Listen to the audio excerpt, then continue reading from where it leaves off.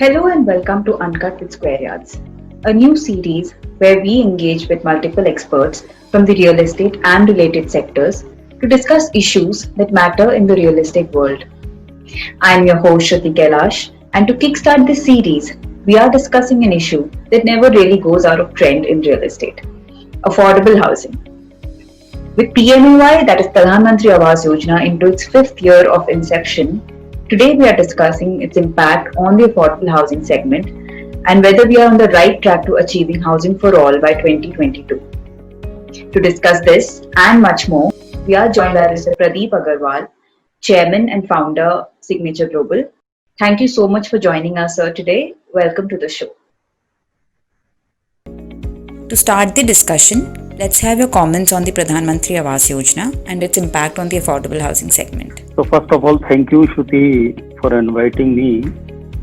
And जो affordable housing पर से अगर हम बात करें तो लास्ट 5 साल में लोगों का जो माइंडसेट है वो अफोर्डेबल हाउसिंग को लेके एंटायर अलग है, क्योंकि जब ये पॉलिसी मोदी गवर्नमेंट ने जब इंट्रोड्यूस की थी, या आप कहें कि इस अफोर्डेबल हाउसिंग को एनकरेज करना शुरू किया था, उस वक्त हमें भी ऐसा लगता था, इवन बहुत सारे डेवलपर्स को भी ऐसा लगता था कि शायद ये जो पॉलिसी है ये सिर्फ फाइल्स पे रहेंगी, प्रैक्टिकलिटी में, क्योंकि इतने लास्ट अगर हम 20-30 साल की भी बात करें तो कोई ऐसी बहुत बड़ी योजनाएं सक्सेस नहीं हो पाई हैं। यानी जो लो कॉस्ट हाउसिंग की अगर हम बात करें तो जितनी भी कंपनी ने इससे पहले लो कॉस्ट हाउसिंग में काम किया है तो बहुत बड़े नाम आपको उसमें नहीं मिलेंगे, बहुत बड़े नंबर्स आपको उसमें नहीं मिलेंगे। अल्टीमेट वो जो सोशल इंफ्रा है वो गवर्नमेंट ने अपने ही लेवल पे क्रिएट किया है, जो उनकी खुद की एजेंसीज है उनके थ्रू। जो प्राइवेट डेवलपर्स हैं उनका जरा रुझान थोड़ा कम ही रहा इस दौरान। लेकिन 2015 में जब से प्रधानमंत्री आवास योजना के साथ जो मोदी जी का मिशन रहा हाउसिंग फॉर ऑल बाय 2022, उस मिशन के साथ उन्होंने एक चीज की कि उसका एग्जीक्यूशन जो चल रहा है ऑन ग्राउंड, उसके ऊपर पीएमओ डायरेक्टली आप समझिए नजर बनाए हुए था कि जो भी चीजें हैं अगर स्टेट को हम एडवाइजरी इशू कर रहे हैं तो वो क्या कर रहे हैं उसके ऊपर। और जो अर्बन हाउसिंग डेवलपमेंट जो मिनिस्ट्री रही है वो भी काफी एक्टिव रोल में दिखाई दी। तो उसी का एक परिणाम रहा कि आज अगर हम 2020 की बात करें तो लगभग 1,15,00,000 के नियर अबाउट जो घर हैं वो अभी तक की जा घर हैं वो डिल चुकी। प्रधानमंत्री आवास योजना में जो लोन लेने वाले लोगों की जो संख्या है वो दिन ब दिन बढ़ती जा रही है।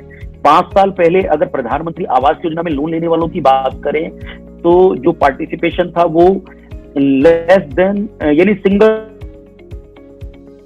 डिजिट में था, आप कह सकते हैं कि वो डबल डिजिट में नहीं थी। लेकिन आज ये सिचुएशन है कि अगर आप मुझसे कहें कि सिग्नेचर ग्लोबल लगभग अभी तक 17,500 यूनिट लॉन्च कर चुका है और उसमें पूछे कि जो प्रधानमंत्री आवास को अवेल करने वाले लोग कितने हैं, तो मैं कहूंगा कि वो लगभग 50% के नियर अबाउट लोग हैं। तो ये नंबर बहुत बड़ा है कि आज एक डेवलपर, बहुत छोटा सा डेवलपर भी अगर इतने बड़े नंबर को अचीव कर लेता है तो ये चीज साफ साफ बता रही है कि जो एक लोगों को कन्वे करना चाह रहे थे कि हर परिवार को एक घर मिलना चाहिए, वो मैसेज कन्वे हुआ है। और दूसरी बड़ी बात, जो योजनाएं रही हैं वो ग्राउंड पर नजर आई है। So sir, coming back to affordable housing definition.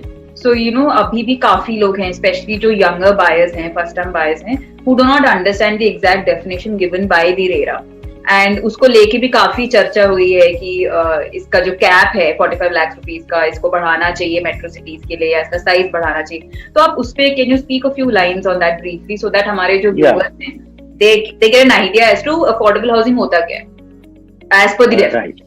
So बिल्कुल, तो आप देखिए प्रधानमंत्री आवास योजना जो इटसेल्फ है वो अपने आप में बता रही कि अफोर्डेबल हाउसिंग के मीनिंग क्या है। उन्होंने कहा कि जो लोग 6 लाख रुपए तक की इनकम करते हैं साल में, एनुअली जिनकी हाउस होल्ड इनकम 6 लाख रुपए है, उनको लगभग 6.5% की सब्सिडी मिलेगी। इट मींस आप समझिए कि इस देश में लगभग 25% से भी ज्यादा तबका ऐसा है जिसकी इनकम 6 लाख रुपए से कम है। हाँ।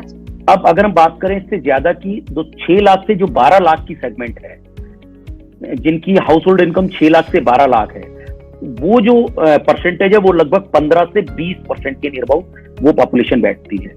अगर हम बात 12 लाख से 18 लाख की करें तो लगभग वो जो नंबर है वो 8 से 10% का है। तो मोस्टली आप अगर मेजर चंक देखें तो लगभग 40 से 45% पॉपुलेशन जो इंडिया की है वो इस अफोर्डेबल हाउसिंग के दायरे में आती है। अगर हम एरिया पर से बात करें तो जो गवर्नमेंट की गाइडलाइन है उसके अकॉर्डिंग मेट्रो सिटी 30 मीटर है, 30 मीटर कारपेट एरिया का जो घर है जिसका सुपर एरिया लगभग 450 स्क्वायर फीट होता है, और other than metro cities like Gurugram, like Mumbai के जो सबब्स हैं, या अदर देन जो मेट्रो सिटीज के बाहर जो सबब्स हैं, अगर उन एनसीआर एरिया की बात करें तो उसमें 60 मीटर कारपेट एरिया को अफोर्डेबल ज्यादातर लोगों ने माना है। ठीक है, अब जो गवर्नमेंट की गाइडलाइन है उसके अंदर भी 60 मीटर का ही दायरा उन्होंने दिया है। 60 मीटर का मतलब है लगभग 950 स्क्वायर फीट सुपर एरिया का घर उनको अवेलेबल होता है। आज अगर जो हरियाणा की अफोर्डेबल हाउसिंग पॉलिसी है उसकी भी हम बात करें तो उसमें जो साइज हैं वो 60 मीटर के मोस्टली साइजेस हैं, जिसके अंदर आराम से 2+ स्टडी के जो साइज हैं, 2 BHK प्लस स्टडी के साइज इजीली निकल जाते हैं। लगभग 100 स्क्वायर फीट के नियर अबाउट की बालकनी उसके अंदर है, और प्राइस जैसा अभी आप जो भी इंटरव्यू में अफोर्डेबल हाउसिंग पे मैं हरियाणा अफोर्डेबल हाउसिंग पर्टिकुलर पे डिस्कस करना चाहूंगा, तो वो बहुत एकदम डिफरेंट चीज है जो पूरे के पूरे इंडिया में एक रोल मॉडल की तरह बनी। आप उस पे can you throw some light on that? या सो देखिए, हरियाणा अफोर्डेबल हाउसिंग में वन ऑफ द मॉडल बना है पूरे इंडिया में। अगर आप अफोर्डेबल हाउसिंग की बात करें तो सबसे ज्यादा सक्सेस इश्यू है वो हरियाणा में रही है। हरियाणा में भी अगर हम गुरुग्राम या जो सराउंडिंग के जो फरीदाबाद, गुरुग्राम या जो सराउंडिंग एनसीआर एरिया है उसके अंदर सबसे ज्यादा सक्सेस रही है, क्योंकि यहाँ पर गवर्नमेंट ने बहुत बारीकी से इसके ऊपर काम किया है। जो प्राइस है अफोर्डेबल हाउसिंग का उसको कैप किया है कि जो प्राइस के अंदर, क्योंकि हर इंसान की अगर हम बात करें, हर डेवलपर ये कहता है मेरा जो प्रोजेक्ट है वो अफोर्डेबल है, तो जो कस्टमर है उसको इतनी नॉलेज नहीं होती वो कैसे समझ पाए कि ये रियल अफोर्डेबल है या इसको अफोर्डेबल बना दिया गया है। तो इस चीज को बिल्कुल क्लियर कट इस पॉलिसी में डिफाइन किया गया है। एक तो इसका जो साइज है वो मैक्सिमम क्या हो सकता, इसका मतलब 645 स्क्वायर फीट कारपेट एरिया, और जो बालकनी एरिया है वो 100 स्क्वायर फीट मैक्सिमम हो सकता है। ये इस अफोर्डेबल हाउसिंग की डेफिनेशन है, और जो प्राइस है उसको 4000 रुपए स्क्वायर फीट पर ब्लॉक किया गया है, जिसका जो प्राइस है वो कारपेट एरिया के रेट के ऊपर है, नॉट सुपर एरिया पे। और जो बालकनी का प्राइस है उसको 500 रुपीज ओनली, 500 रुपए स्क्वायर फीट में ही केवल कस्टमर को दिया गया है। और इसके अलावा जो उसके ऊपर जो टैक्सेस लगते थे उनको भी काफी रिड्यूस कर दिया गया है। अगर हम जीएसटी की बात करें तो इस वक्त केवल 1% जीएसटी इन फ्लैट्स के ऊपर लगता है। तो मुझे लगता है नॉर्मली अगर हम कोई प्रॉपर्टी खरीदते हैं तो उसके अंदर हर चीज प्लस प्लस प्लस, यानी ये इसका रिटेल प्राइस है, उसके बाद ये प्लस ये प्लस ये प्लस। लेकिन यहाँ उल्टा काम है, यहाँ आप प्रॉपर्टी के प्राइस आपके फिक्स हैं, उसके बाद आपको बेनिफिट मिलता है कि आपकी जो जीएसटी है अगर नॉर्मल प्रोजेक्ट के अंदर 5% लगती है तो इसमें 1% लग रही है। प्रधानमंत्री आवास योजना में लगभग 2,67,000 रुपए की सब्सिडी आपको बेनिफिट के तौर पे मिलती है, जो इंटरेस्ट रेट सब्सिडी आपको मिल रही है। और इसके अलावा कोई भी ऐसे हाइडन इसके अंदर टैक्सेस या कोई ऐसी चीजें नहीं लगाई हैं डेवलपर की तरफ से या गवर्नमेंट की तरफ से जो उसको प्लस की तरफ ले जाता हो। तो मुझे लगता है कि ये सबसे बेस्ट मॉडल पॉलिसी बनी है पूरे देश के अंदर। जी, सो आप मुझे एक चीज, जैसे आपने कहा कि 4,000 रुपए पर स्क्वायर फीट जो है वो कारपेट एरिया के हिसाब से एंड बैल्कनी का 500 पर स्क्वायर फीट के हिसाब से कैलकुलेट होगा, एंड जो भी वो कॉस्ट बनेगा that is what you will be giving to the customer. तो मुझे बता, इसमें धरने का कोई एडेड कॉस्ट नहीं है, राइट? तो पार्किंग की इसमें क्या, like where does parking come in? Parking का अलग से कॉस्ट होता है, पार्किंग इसमें इंक्लूडेड होते हैं अफोर्डेबल प्रोजेक्ट्स? बिल्कुल, देखिए गवर्नमेंट इस बात को समझती है कि जो लोग इन घरों में रहने वाले हैं मोस्टली लोग उसमें से कार अवेल करने की सिचुएशन में नहीं होंगे, ऐसा अज्यूम करती है गवर्नमेंट। क्यों? तो इसके अंदर जो टू व्हीलर जो पार्किंग है वो फ्री ऑफ कॉस्ट है, उसके ऊपर कोई भी कॉस्ट नहीं लगेगी, वो फ्री ऑफ कॉस्ट आपको अवेलेबल होगी। तो जो एक कार पार्क होती है उसकी अगर हाफ हम कर दें तो वो सिंगल टू व्हीलर पार्किंग मानी जाती है। तो जो सोसाइटी है, अगर हम 1000 फ्लैट की सोसाइटी बनाते हैं तो उसमें 500 कार्स के लिए पार्किंग करने की सिचुएशन होती है, लेकिन उसकी बजाय 1000 टू व्हीलर पार्किंग हम वहां पर अलॉट करते हैं उन 1000 के 1000 फ्लैट वालों को। अच्छा, okay. So as a rule जो अफोर्डेबल हाउसिंग प्रोजेक्ट्स आ रहे हैं हरियाणा में, उसमें क्या आप ये कह रहे हैं कि कार पार्किंग नहीं दी जाती या? क्योंकि आप बिल्कुल कार पार्किंग की वहां कोई अभी फैसिलिटी नहीं है। रीजन क्या है कि जो प्राइस है वो ब्लॉक है और आप कोई भी चीज को सेल नहीं कर सकते विदाउट गवर्नमेंट परमिशन। तो इसलिए अगर आप कार पार्किंग वहां पे बनाएंगे तो वो आप बेच तो सकते ही नहीं उनसे, तो आपके प्रोजेक्ट के अंदर उसकी वायबिलिटी हट जाएगी। Okay, right. So sir, apart from, अगर हम बियॉन्ड हरियाणा बात करें, एट अ नेशनल लेवल अगर हम बात करें, तो काफी डिस्कशन हुआ था अबाउट द प्राइस ब्लॉकिंग। जो कैप है जो इनिशियली 45 lakhs का था, तो वो जो which you know for a metro city like से बॉम्बे और you know any metro city for that matter, 45 lakhs को अफोर्डेबल, मतलब वो कैप इज टू लेस। तो वो काफी डेवलपर्स ने, नेरेटको ने, सबने मुद्दा उठाया था कि इसका कैप बढ़ाना चाहिए। उस पे कुछ आगे बात बढ़ी है या अभी स्टिल स्टक इन दैट? देखिए, बिल्कुल हम पूरी कोशिश नेरेटको के प्लेटफॉर्म से कोशिश कर रहे हैं कि कम से कम, आज आप देखिए अगर मुंबई की हम बात करें तो मुंबई रीजन में 1 BHK यूनिट खरीदने के लिए लगभग आपको 75 से 80 लाख रुपए खर्चने पड़ते हैं। अगर आप दिल्ली की बात करें तो दिल्ली में 50 लाख रुपए से नीचे का कोई भी यूनिट आपको मिल नहीं सकता।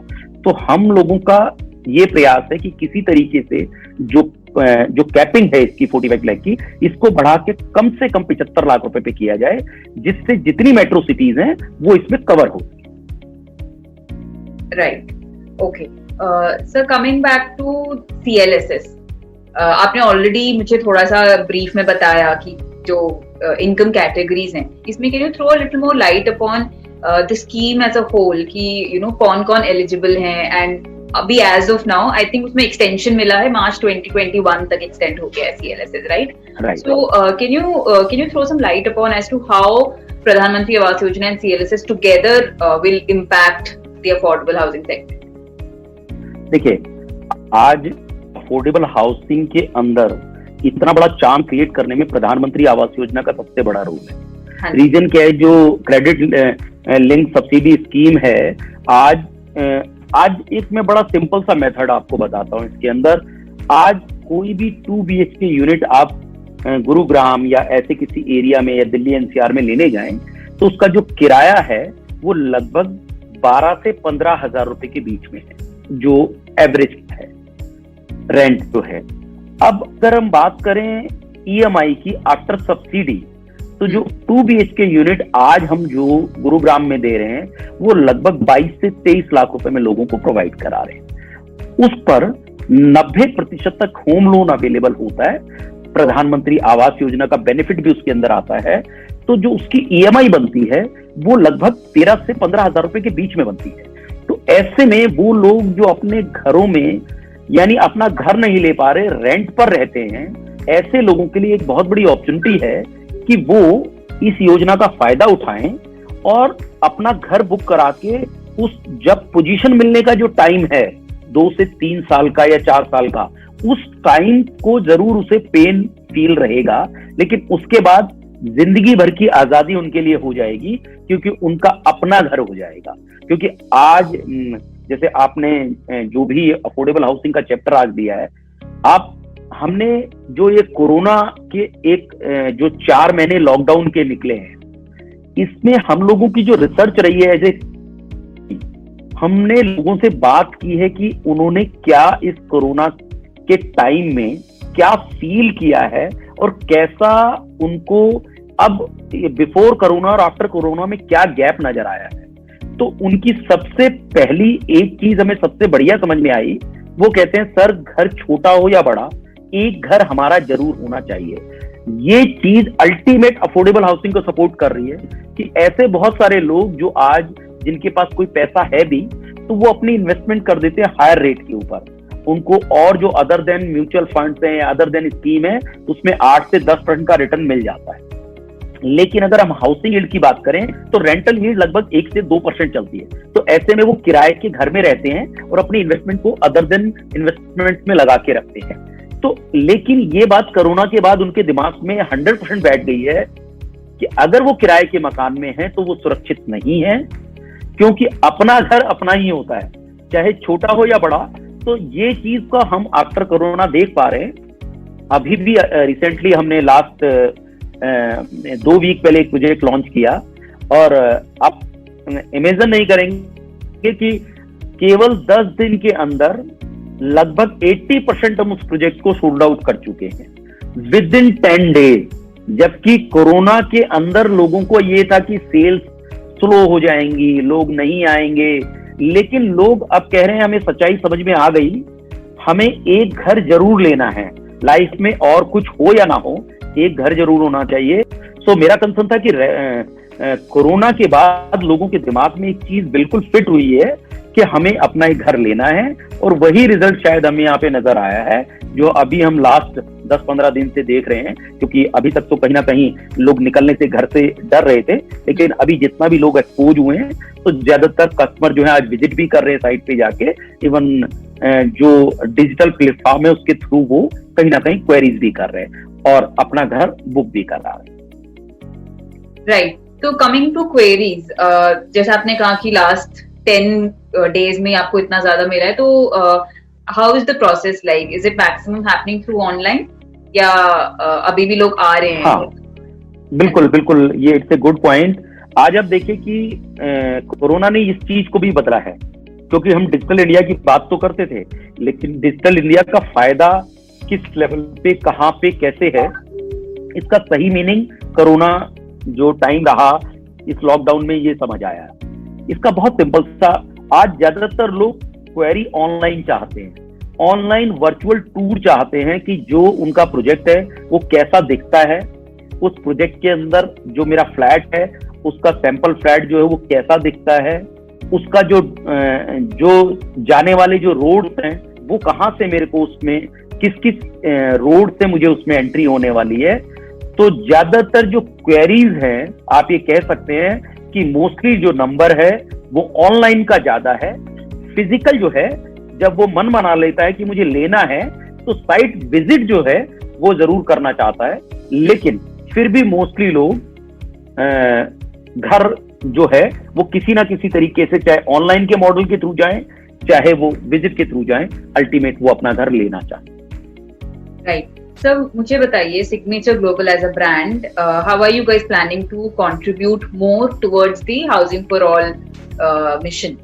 I'm sure कि already Signature Global has contributed a lot, but if you could give me some numbers कि अभी तक कितने आपके प्रोजेक्ट हैं इसके अंदर, एंड फ्यूचर में कितने और आने? राइट, तो श्रुति, हमने जो स्टार्टिंग में जो 2015 में हमारा एक विजन रहा इस हाउसिंग फॉर ऑल के अंदर कि हम 2022 जब देश की आजादी को 75 साल पूरे हो रहे होंगे तो 1 लाख यूनिट हम नेशन को सर्व करें, जब तक जितने भी लोग हैं, जो हर परिवार है उसको एक घर मिले, हर सर पर एक छत हो। ये एम हमने 2015 में बनाया था। अभी तक 2020 में हम लगभग इस संख्या पे 17,500 के नियर अबाउट फ्लैट अभी तक हम लोगों को अलॉट कर चुके हैं, 17,500। और अगले 6 से 9 मंथ की अगर हम बात करें तो लगभग 13-14 हजार यूनिट और हम लॉन्च करने वाले हैं। तो आप कहें मार्च 2021 तक तो लगभग 32-33 हजार के नियर अबाउट हम ये नंबर अचीव कर लेंगे। सबसे बड़ा जो हमारा ज्यादा जैसे वर्किंग रहेगी, मुझे लगता है 2021 एंड तक इस नंबर को हम कोशिश कर रहे हैं कि 50,000 का जो मार्क है वो 2021 बंद होने से पहले पहले हम उसे पूरा कर लें। और फिर हमारे जो फाइनल जो कॉल है वो 2022 की, कि उस एक साल में हम जितना भी बेस्ट हो सकेगा वो नंबर अचीव करने की कोशिश करेंगे। ये तो मैं नहीं कह सकता कि वो नंबर हम बिल्कुल 1 लाख पर पहुंच सकते हैं, लेकिन मैं बहुत होपफुल हूं क्योंकि जो गवर्नमेंट्स हैं उनके बहुत सपोर्ट है इस वक्त हमारे को। वो चाहते हैं कि आप काम करें, उनके जितने परमिशंस हैं वो बहुत स्पीडली हमें मिल रहे हैं। जितनी भी चीजें इसके अंदर हैं गवर्नमेंट बहुत बारीकी से इसके ऊपर काम कर रही है। और एज ए सिग्नेचर ग्लोबल हम भी चाहते हैं कि जल्दी से जल्दी लोगों को घर की जो चाबी है, जो सपना उनका रहता है, वो उनके हाथ में आए। अभी तक हम लोगों को 2800 से ज्यादा यूनिट डिलीवर कर चुके हैं और इस साल में 31 मार्च 2021 तक लगभग 2500 यूनिट और हम लोगों को डिलीवर कर देंगे, ऐसा हमारा प्लान है। Okay, right sir, can you also tell me कि कौन से लोकेशंस में आपके ये प्रोजेक्ट ऑलरेडी हैं एंड कहाँ अपने फ्यूचर में प्लान करें? देखिए, जो अभी सबसे पहला हमने प्रोजेक्ट लॉन्च किया था जिसकी हम डिलीवरी कर चुके हैं वो सेक्टर 107 में हमने द्वारका एक्सप्रेस पे किया था। बाद हमने sector 81, sector 71, sector 03, sector 93, sector 95 sector, यानी आप मोस्टली सेक्टर्स के नाम ले सकते हैं। तो काफी सेक्टर्स ऐसे हैं जिनमें हम लोगों ने इन प्रोजेक्ट को लॉन्च किया है। इसके साथ साथ एक चीज मैं और ऐड करना चाहता हूं कि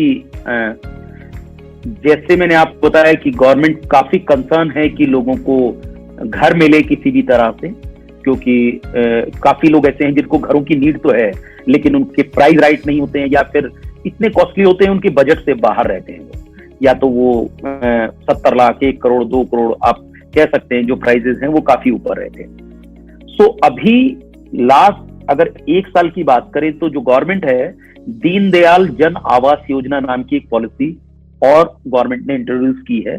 यानी इंट्रोड्यूस तो इन्होंने 3 साल पहले कर चुके थे, लेकिन जो हाई पोटेंशियल जोन और जो हाइपर पोटेंशियल जोन में वो लगभग पिछले 1-1.5 साल से इसको लिया गया है। और हाइपर पोटेंशियल की बात करें तो वो अभी लास्ट 7-8 महीने पहले ही पॉलिसी को लाया गया है, जिस अंदर अगर हम हरियाणा की बात करें तो बहुत सारी कॉलोनी आपको यहाँ ऐसी मिलेंगी जो अनरेगुलराइज कॉलोनी है, जिसके अंदर लोग बिना लाइसेंस के ही प्लॉट्स को, छोटे छोटे प्लॉट्स को काटते हैं और जो कस्टमर है उसको सेल कर देते हैं।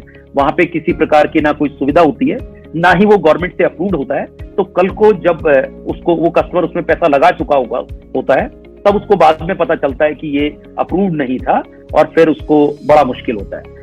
तो गवर्नमेंट ने ऐसी कॉलोनीज को डिस्करेज करने के लिए दीनदयाल जन आवास योजना के नाम से एक पॉलिसी लॉन्च की, जिसमें छोटे प्लॉट जो 80 मीटर से लेकर और 150 मीटर तक के हैं, ऐसे प्लॉट्स के लिए ये योजना को लाए।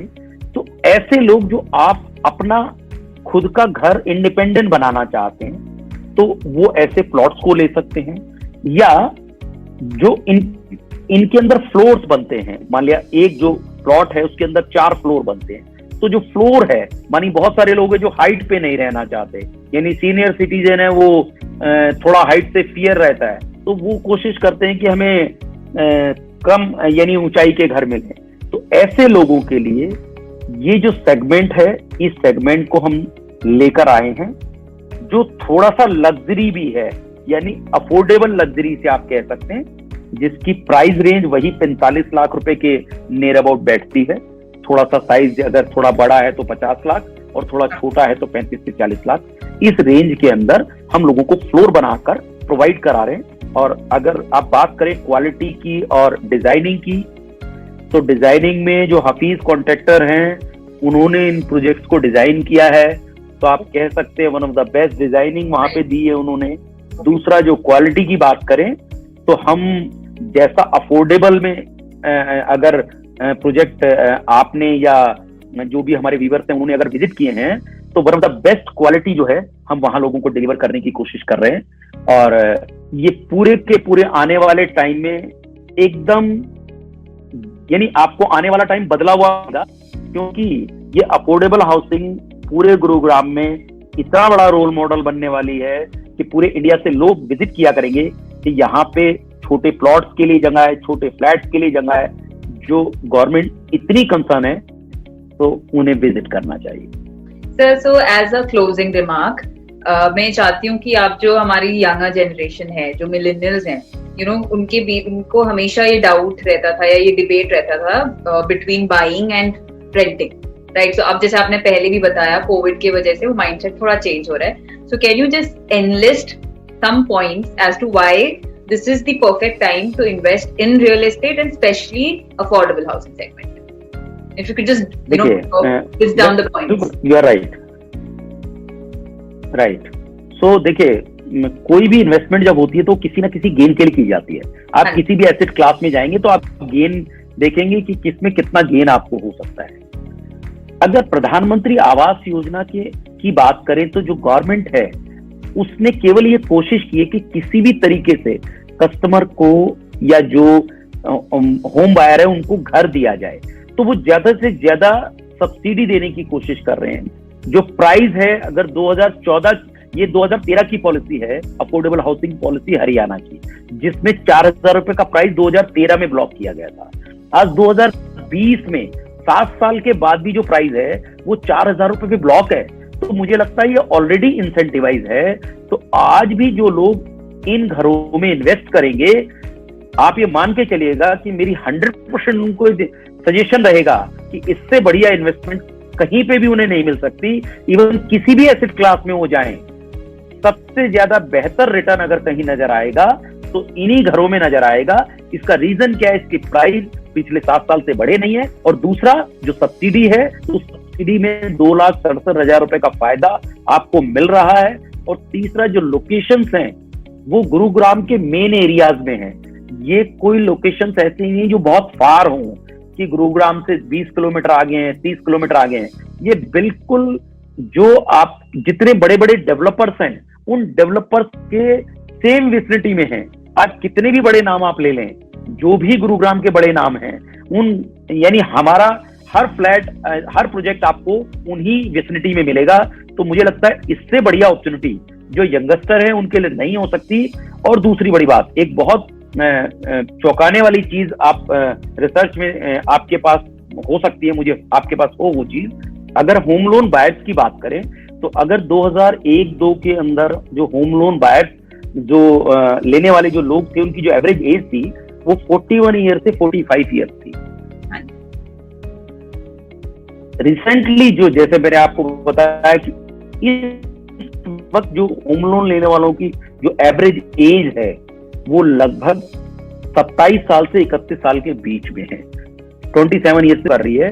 इस वक्त लोगों के अंदर जो यंगस्टर हैं उनमें एक इन्वेस्टमेंट की रुझान बढ़ा है और उन्हें कहीं ना कहीं ये बेस्ट एसेट क्लास भी लगती है। रीजन देखिए, हर एसेट क्लास का एक टाइम होता है। अगर बात करें तो पिछले लगभग 5 से 7 साल में कोई इंक्रीमेंट नहीं हो पाया है, यानी कोई भी प्राइस अप नहीं हो पाए।